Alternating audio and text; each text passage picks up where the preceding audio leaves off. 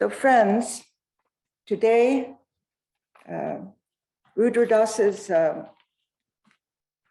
song was very appropriate to the subject from a Sannyasini's diary, Memories of Great Monks, and we are spotlighting today revered Swami Subotananda, who is a guru to so many at this center.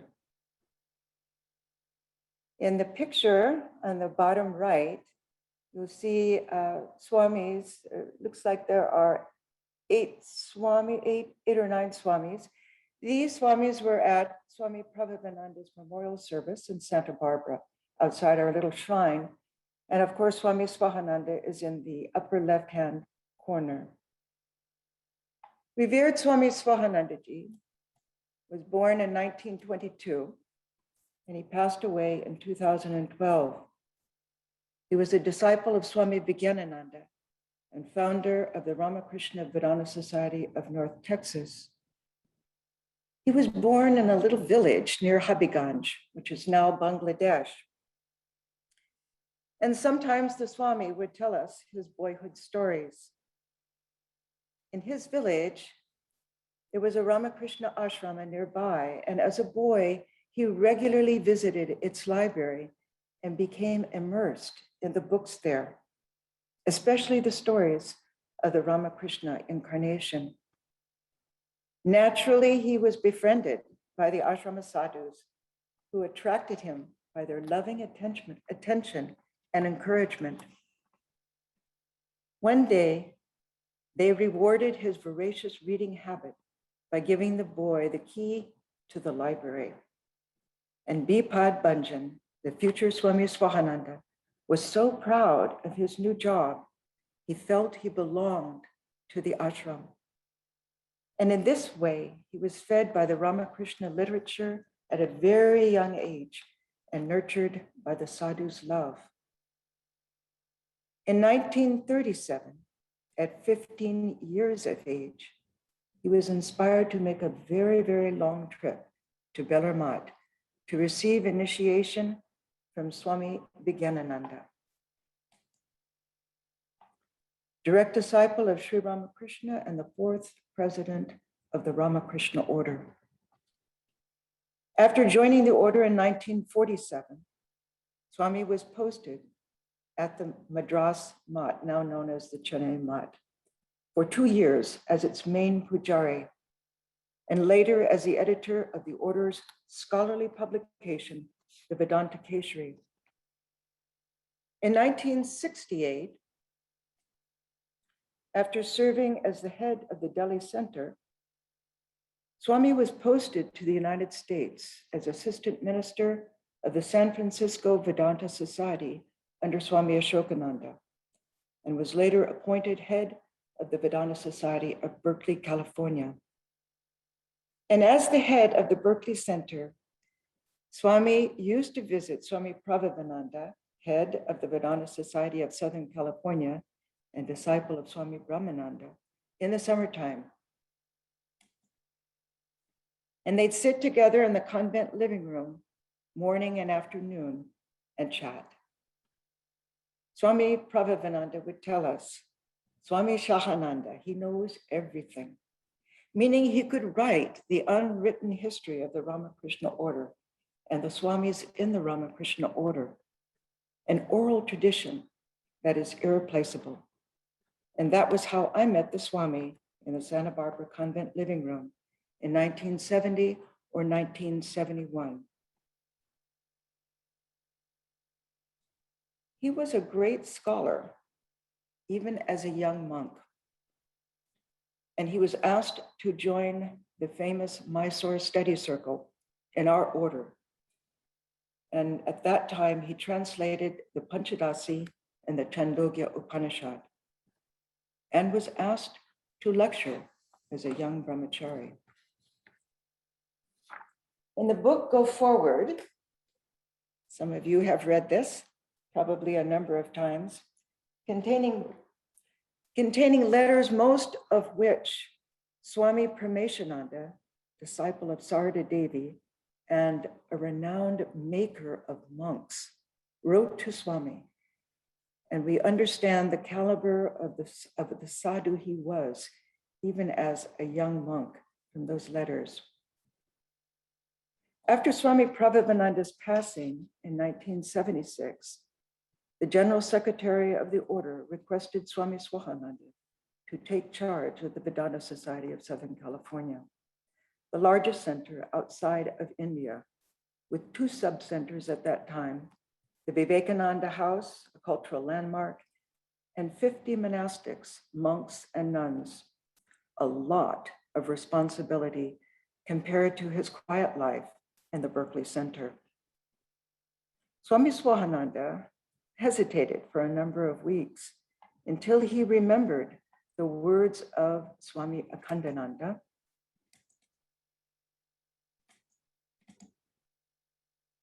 who wrote to him before he joined the order.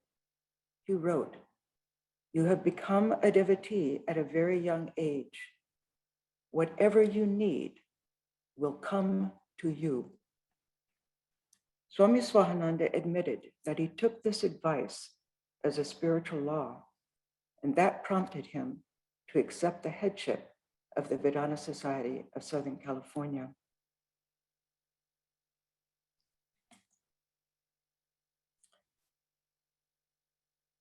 His first meal in Santa Barbara as the head of the center was a wonderful time for all of us. Swami was a great conversationalist, and we sat at the table for 1.5 hours, listening to his stories. His humility was apparent to all of us. And the convent elders, when they wished to share pressing Vedanta Society issues with him at that time, Swami Subotananda counseled, "The Vedanta Society can do such and such." And we nuns looked at him and said, "But Maharaj," and he realized, "I am the Vedanta Society."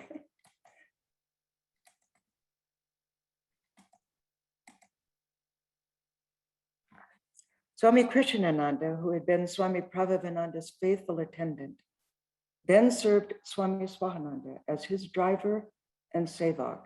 And by that time, he was quite elderly. He was in his 70s. Later, Swami Krishnananda's old age impaired his driving ability, but Swami Subotananda was reticent to suggest that he could no longer serve him as his driver, even at the risk of his own safety. Such characteristics are what distinguished the depth of Swami's spiritual life to us. Swami Subotananda had a marvelous sense of humor, and photos of that first day in the convent album show us nuns doubled over in laughter. Nothing escaped his mimicry. Sustained irony, jokes, humorous outlook, including his tapasya days as a young monk in Rishikesh. He talked about his poor diet then and how he would sometimes resort to eating chilies off a nearby tree in order to stave off his appetite. Since Bengalis are famously fond of fish, he would jokingly refer to 2 large fishes he had discovered in a nearby stream, which he named Hitler and Mussolini, so as not to be tempted to eat them, as he was vegetarian at that time while he was on pilgrimage, doing his sadhana there in Rishikesh. But that didn't stop him from mentally relishing them, and he joked freely about his temptation. Such was his sense of self-irony. And we nuns would enjoy the stories he would share. On his first day as head of the Vedanta Society of Southern California, we invited the Swami to see the Santa Barbara grounds, 50 acres, which included the first jojoba plantation in Santa Barbara. So after lunch, he accepted our invite. After all, he now had to show an interest in the convent's work.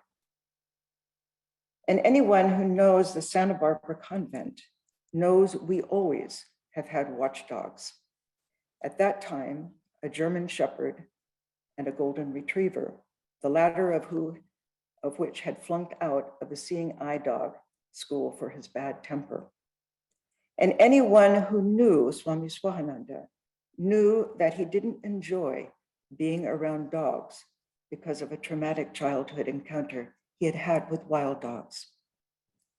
One of our younger nuns was designated driver in our four-wheel Jeep, and Maharaj stalwartly got into the front seat of the Jeep, but Tuano, our large white German Shepherd, jumped immediately into the back seat.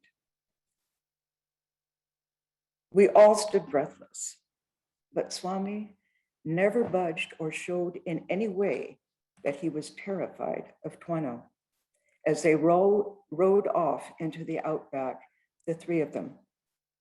In front of his convent, Maharaj passed the supreme test with courage and tremendous poise. Through the years, we became well acquainted with Swami's expansive heart.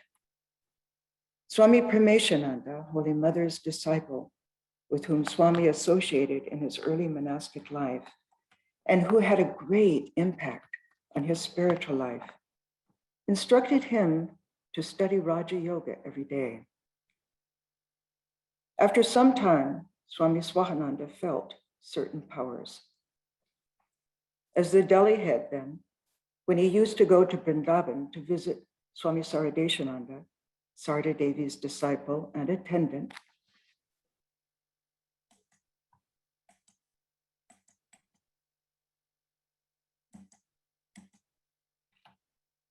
whose diaries formed Swami Gambhirananda's comprehensive biography of Holy Mother. He would also visit patients in the ashrama hospital and touch them. I think the photograph on the left-hand side was probably more like the age in which Swami Subotananda associated with Swami Saradeshananda. Sometimes, Swami related, when people would come to me, I would also feel something. But Gopesh Maharaj, Swami Saradeshananda, told me to give up those powers and not to use them. As the Delhi head, Swami confided to Gopesh Maharaj that he felt bad when people came to him grief-stricken. What to tell them? And Gopesh Maharaj said, whatever tranquility you have achieved, they will feel that to some degree. You need not say anything. Swami told us, I was relieved. I did not have to achieve anything overnight. But mark Swami's compassion and humility.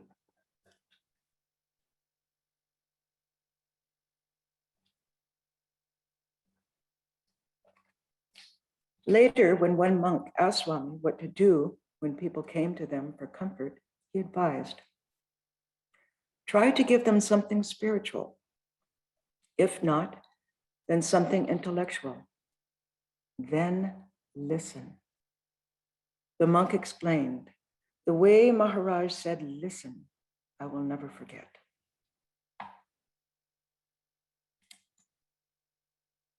Sometimes we monastics would groan internally at Swami Subotananda's compassion because it was not always convenient when it was extended to burdensome individuals.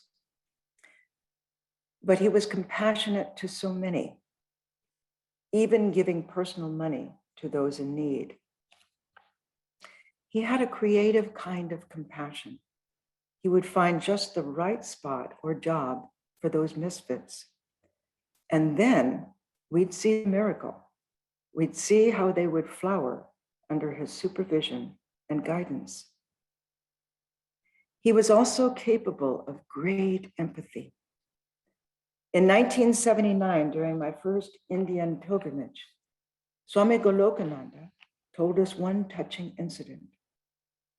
When Golokananda was a young monk, during a monastery volleyball game, and there were monastery volleyball courts set up under Ranganathananda Swami's supervision, because it was Vivekananda's idea that the men in India should be strong and the monks should be strong. And indeed, they all were, it appeared to me in 1979. So during a monastery volleyball game, Golokananda had smashed the ball hard into Swami's chest, and Maharaj was knocked down, and the play took the wind out of him altogether. But later, when Golokananda saw Swami Swahananda, Maharaj consoled him, Golokananda, by saying, "Don't worry, I'm all right." Swami Golokananda never forgot Swami Swahananda's touching gesture of empathy and forgiveness. Sometimes that empathy was fed by his practical application of Vedanta. Once, when a Hollywood devotee drove Swami and two devotees to an event, the driver got into a car accident. Fortunately, no one was hurt, but the driver was devastated that as the driver, he'd caused the accident and put Swami and others in harm's way. But Swami consoled him. He said, when there are 4 people in a car and an accident happens, it's the collective karma of all the passengers that determines the accident and its outcome. Don't feel bad. Swami was always fired with missionary zeal. When he first came to Southern California, he was a great promoter of monastics in following their literary pursuits, and he insisted that the Western monastics lecture and hold classes. Now, to some degree, that happened under Swami Prabhavananda's headship, and especially when he went to India with the 5 pranas, the Pancha pranas, as they were described, and they were encouraged to lecture throughout India. But under Swami Swahananda's regime, he desired that the Vedanta work would grow and expand outward. And he soon founded the San Diego Center. At that time, we had the Hollywood Center with a convent and monastery, the Santa Barbara Center with a convent, large convent, and a small monastery, and Trabuco Canyon near Laguna Beach as a monastery. So the San Diego Center was a big addition. Swami was an expansionist. And in fact, in India, he was teased by his brother monks because he had a map of India. And every time an unofficial center was started, he put a little flag on the spot where the new center was founded. Swami's expansion reached a high point during his headship, when he began sending American monastics out to various official and unofficial centers. After he founded the San Diego Center, he put a Western monk in charge there, Swami Atmarupananda, and the Vedanta Society of Southern California then acquired the Vivekananda retreat at Ridgely Manor. See, 80 acres. It's where Swami Vivekananda stayed twice when he came to the United States. And this is in upstate New York. And he also founded the Washington, D.C. Center.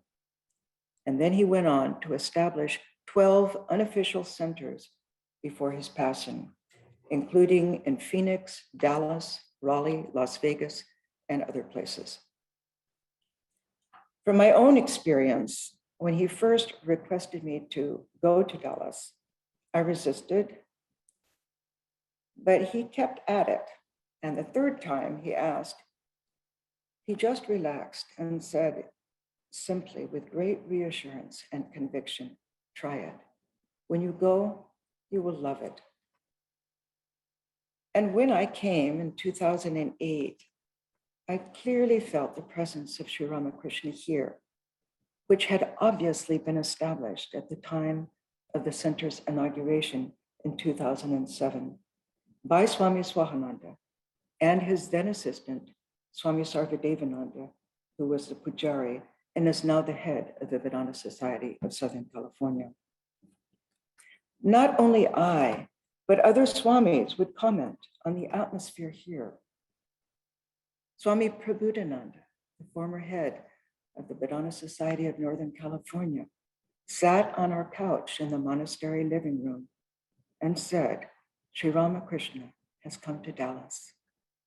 And Swami Sridharananda, head of the Vedanta Society of Sydney and so many other centers in Australia, told me privately, I see Sri Ramakrishna walking these grounds. Swami Swahananda never claimed it was his doing. He always remained the witness to success and disappointments within all centers under his leadership. In Dallas, it was moving to me to see how newcomers responded to that presence as soon as they stepped over the monastery threshold. It showed Maharaj's vision, his inspiration, his spiritual power, and his renunciation. In the last 5 years of his life, he initiated at least 75 Dallas devotees.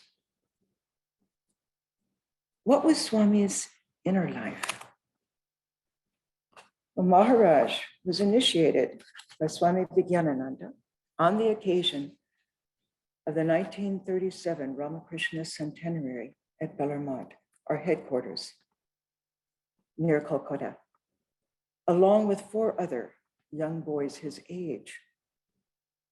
After his initiation, the young Bipad Bhanjan wanted very much to have holy company with his guru. So later, all the boys met with Swami Vijnananda. But there was one boy who asked a question that rather shocked Bipad. It seemed so inappropriate, the Swami later told us, at such a momentous time. The boy asked, after initiation, if one does not do japa with the mantra, what will happen? Undeterred, Swami Vijnananda replied, what was to happen will not happen. Then it was young Bipad's turn to ask his guru, and we heard directly from him that unlike other traditional gurus, Swami Vijnananda had given him 4 mantras, 2 long mantras and 2 short ones.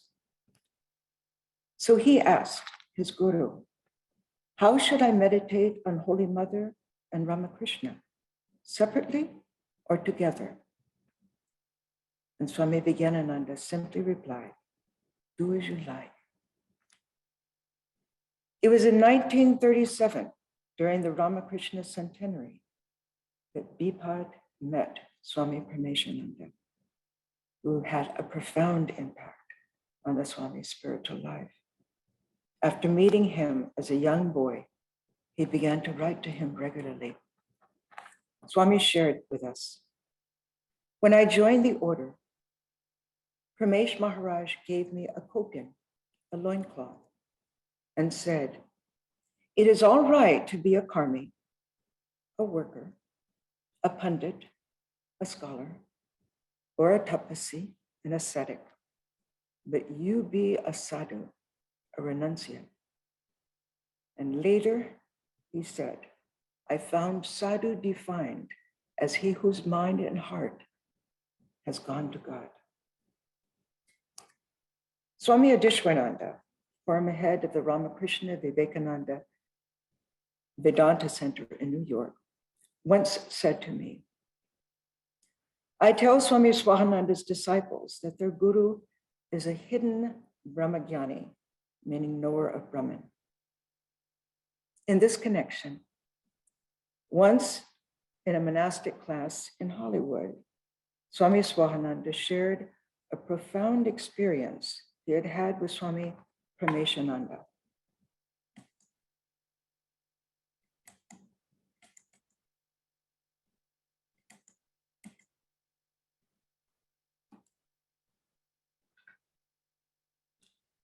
With whom he'd associated with weeks at a time, every vacation he could get in his pre and early monastic life. but it was shared in such a veiled way that it seemed I was the only monastic present who actually heard what he shared. That was his nature, to keep himself hidden. One day, when Swami Paramashananda and he were both taking their bath in a stream near the Sargati ashram, Swami Paramashananda was describing to him the nature of Brahman as they were splashing the water. Such was the power of Pramesh Maharaja's words that gradually Swami's vision opened up and he saw the unreality of the world, and behind that, the tangible presence of Brahman all around him, in the splashing water, the river itself, the trees, the sky, everywhere, Brahman. He said, I actually had that conviction, palpable, for 2 weeks. Years later, Swami disclosed to one monk, whenever I wish, I can recall that experience. But Swami was not only an Advaitin, he was also a great devotee. When Swami first came to Santa Barbara, we asked him to perform arati in our temple, and it was something to behold. Those who have daily performed puja without break, as Swami had for 3 years in Madras. His arati was performed with such devotion, and it was shown in the beauty, in the grace, in the elegance, and unbroken fluidity of movement. It was breathtaking to behold. Once when Swami was asked as a young monk why he preferred to visit Vrindavan, was it because Gopesh Maharaj was there and not because of Sri Krishna? Swami replied with rare candor about his inner life, I have already seen Sri Krishna twice. As his personal secretary in Hollywood, I greatly admired Swami's simplicity of life. He counseled one college student, keep your religion simple.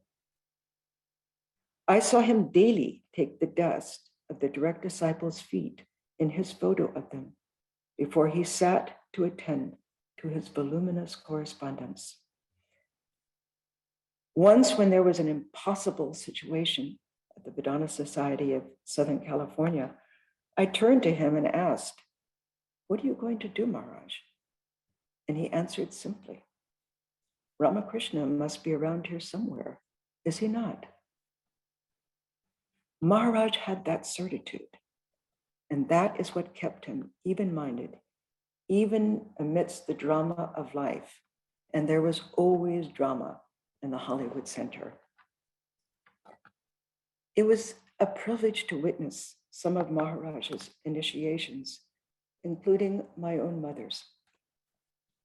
And it was important to see, for me to see, how transported she was during and afterwards. She later confided, this was the most important day of my life. Swami Pravrajika had selected Swami Subotananda as his successor. And a month before Swami Pravrajika's Mahasamadhi, he was in a mood and summoned one of Swami Subotananda's initiated disciples and said to this person, by your Guru's grace, you will be liberated. And as young people often do with elders, this young devotee corrected the Swami, by Thakur's grace, meaning Sri Ramakrishna's grace.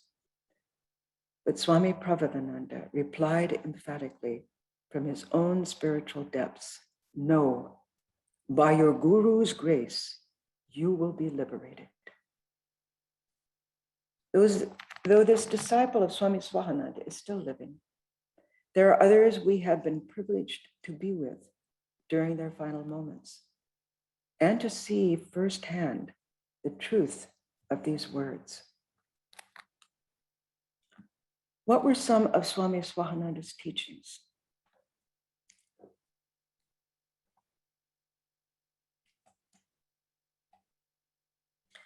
In August 1984,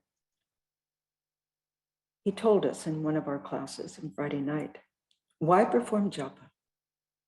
To counteract the body idea. Cultivate the attitude. If you want grace, look around for the 100 occasions of grace you wouldn't ordinarily see. A time comes when you feel you are not getting enough out of your spiritual life. Then resolve he must take responsibility. Surrender. That means whatever comes is his doing, God's. So why cry? It is his doing. On anger, he told us in January 1985, sometimes you awake mad at the whole world. This may be due to memories from the subconscious. There are ways to overcome it. Assert that you will be tranquil. The sign of a sthita prajna in every free soul is tranquility. Therefore, by practicing tranquility, you will realize God. He went on, if you don't get angry because you may lose your job, that is fear. That won't transform your character.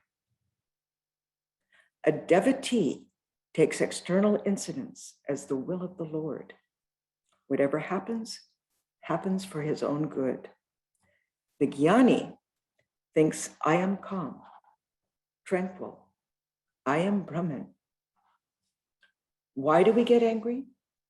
Because we want to control others and make them think the way we do. Keep a notebook.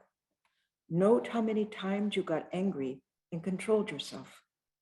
Then how many times you got irritated. After 3 months, you will notice an improvement. And Swami Swahananda freely shared with us this he learned from his own experience. This was gold because it was advice he himself had practiced to fruition. On yoga, Raja Yoga, he said, why should you put your mind in someone else's control? You are the only person under your own control. On concentration, he said, it will increase your capacity to grasp knowledge and bring calmness to mind. If the mind can become concentrated on one object, it can become fixed on any object. He went on, let desires arise in the mind, but keep watch. Then the mind will become calm. So much mental energy is frittered away in mindless thoughts. Concentration is the source of the power of the mind. Therefore, withdraw the mind from your surroundings and focus it on an object. In that way, the mind becomes strong. That he shared in November 1987. And Swami shared with us the letters he had received from the direct disciples of Ramakrishna. When he would come to Santa Barbara, he would come Friday, and Friday evening, we would have a monastic class with him. And those letters included the letters of Swami Akhandananda, Swami Shivananda, and Swami Vijnananda, as well as some of the close disciples of the direct disciples.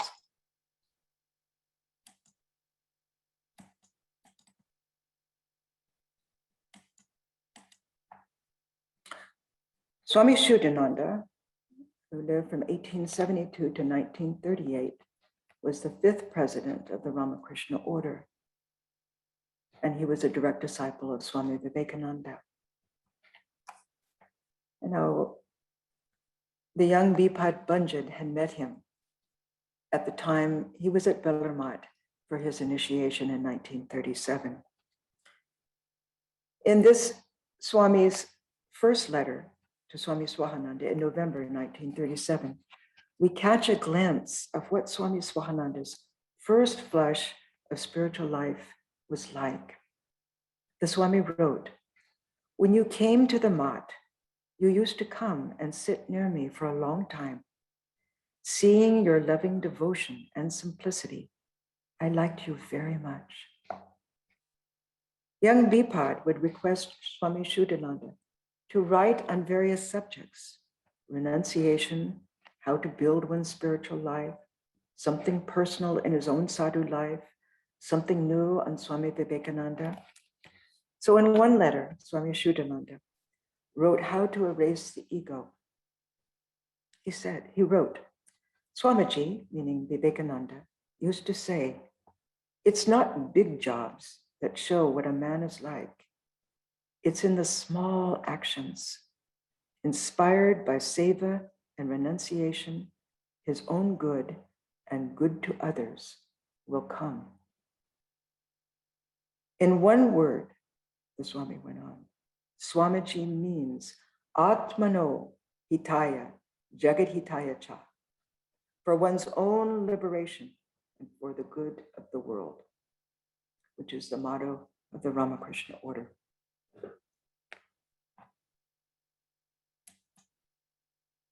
What was Swami Prameshananda's advice to Swami Swahananda? It came through in his letters to the Swami.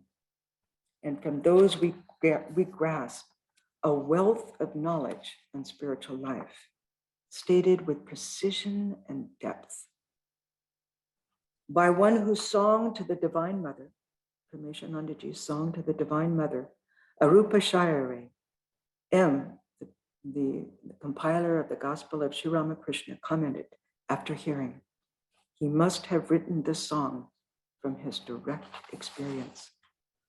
And we also glean what loving regard Swami Prameshananda had for this young monk. In January 1940, he wrote, "Know that my eagerness to write is even greater than yours.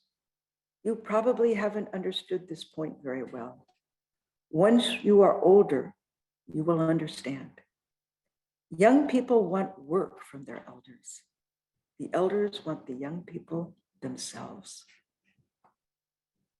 Swami Prameshananda went on, "Whoever molds his life according to Thakur's ideal must develop his life equally along all the four paths of jnana, karma, bhakti, and Raja Yoga. If in a person's life any one of these paths is less developed than the others, know that this person has not been able to fully attune himself to the ideal of Sri Ramakrishna." What are jnana, bhakti, yoga, and karma? Jnana, to discern the truth with the help of a refined and subtle intellect, to realize one's own true nature with an intellect freed from all types of samskaras, past impressions. Bhakti, supreme love for the truth, love for God, the embodiment of truth. If one has no love for an object, then the desire to obtain it does not arise. Yoga, to keep the truth always before oneself. Those who know God to be the only reality become immersed in the thought of God and constantly experience the truth. Karma, to perform actions which are helpful for the attainment of knowledge. As long as one has work, as long as one has to work, in accordance with the past impressions of the body and mind, to keep the truth before oneself while performing action, to try and develop love for the truth. The test and demonstration of jnana, bhakti, and yoga are to be found in karma yoga alone. The clearer knowledge becomes Jnana Yoga, the greater will be the attraction for it, Bhakti Yoga. As a result of this attraction, the mind becomes more and more one-pointed, Raja Yoga. And in every action of our day-to-day lives, Karma Yoga, the purity of the Atman will manifest itself more and more.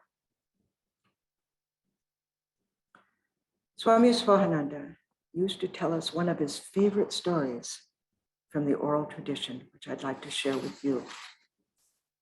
It's a beautiful story.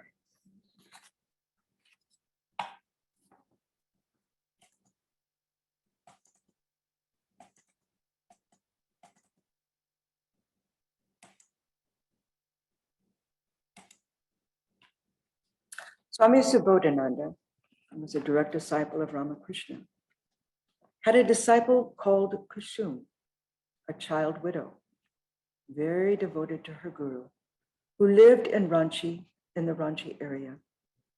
Whenever Swami Subotananda was in that area, she'd serve him devotedly. When she was a little over 40 years old, she became ill and died. At the time of her death, her neighbors thought they saw a light coming from her house.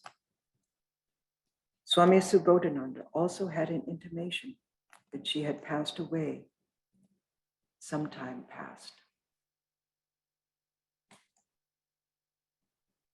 Then Swami Subotananda fell ill and developed a high fever.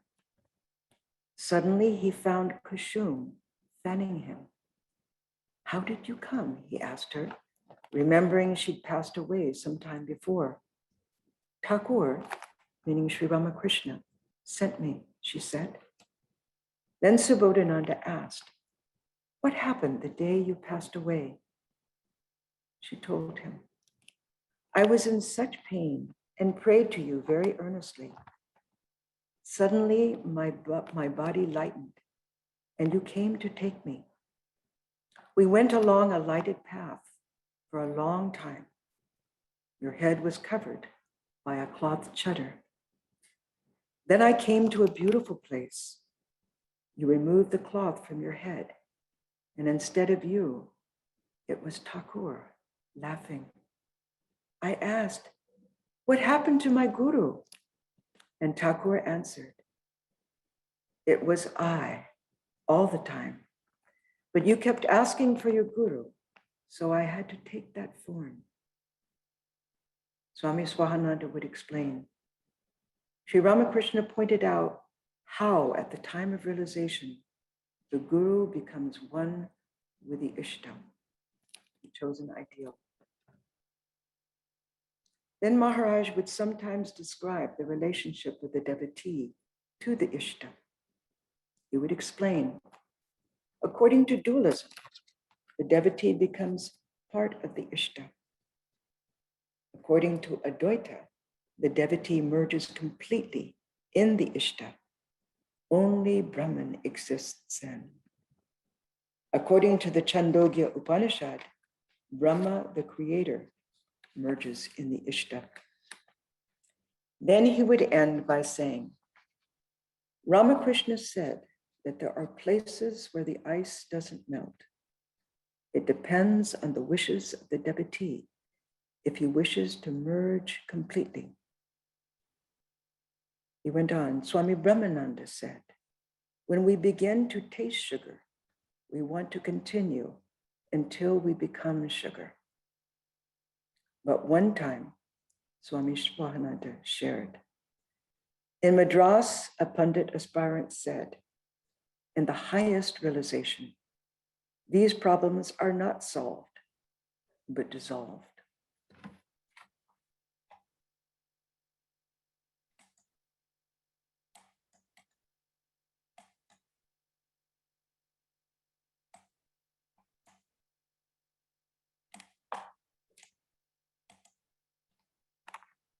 What did I learn from Swami Swahananda? To learn to continually cultivate enthusiasm for one's spiritual life. The Swami remained an avid reader of scripture throughout his life.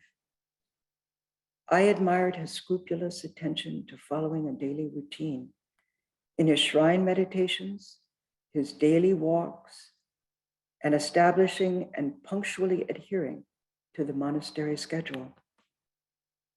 I admired his humility and his simplicity, a sadhu who had been the head of several centers, disciple of a direct disciple, and a respected Vedanta scholar.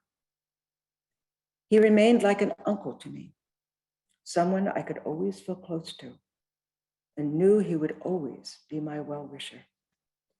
A grand tree providing shade and protection for so many.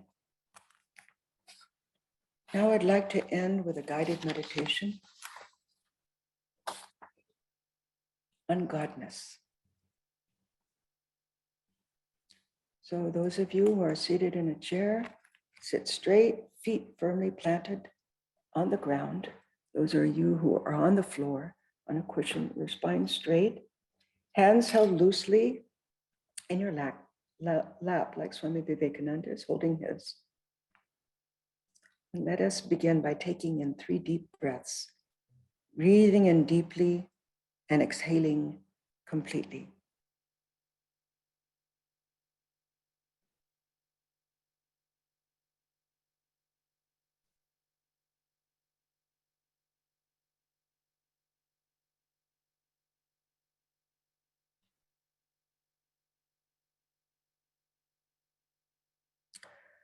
God is everything. Everything we see, feel, hear, and touch is a manifestation of God.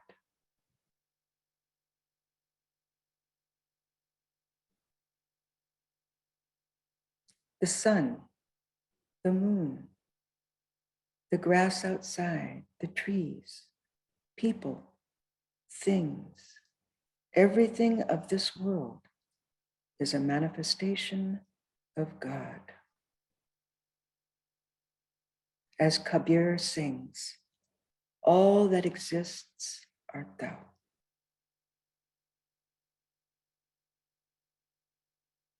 All that we perceive is. Everything has a presence, and that presence is God. Let us try to feel the presence of God. But what does that mean? Everything I feel is you, my beloved.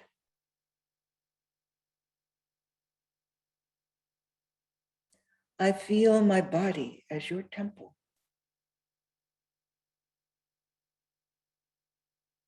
I feel your presence pervading my body.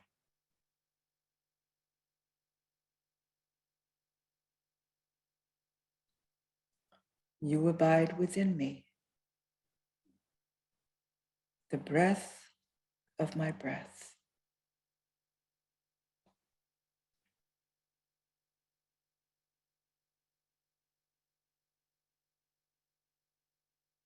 I feel the sensation of my feet touching the floor. You are there. I feel your presence.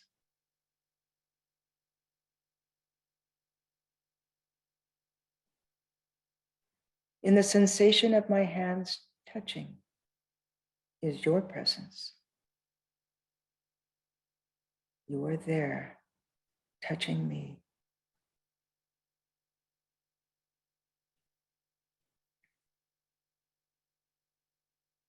Everything I feel, touch, see, taste, hear is you.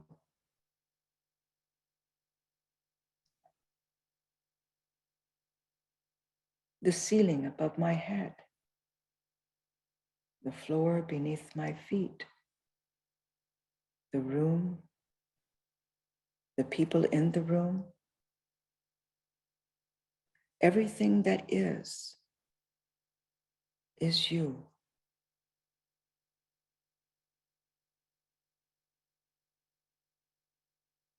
let us feel the presence of our beloved as the presence of everything.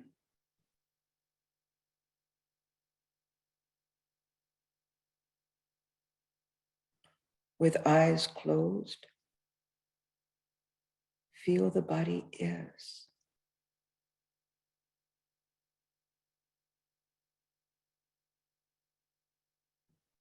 The ceiling is. The room is. My beloved.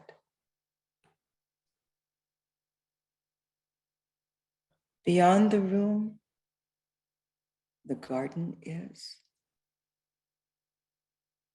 The city is. The country is. The earth is thou, my beloved.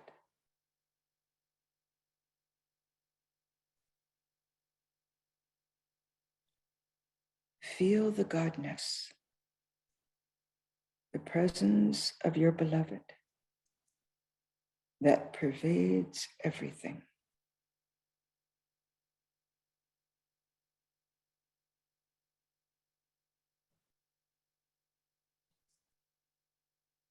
That presence is the ocean of consciousness in whom we live, move, and have our being.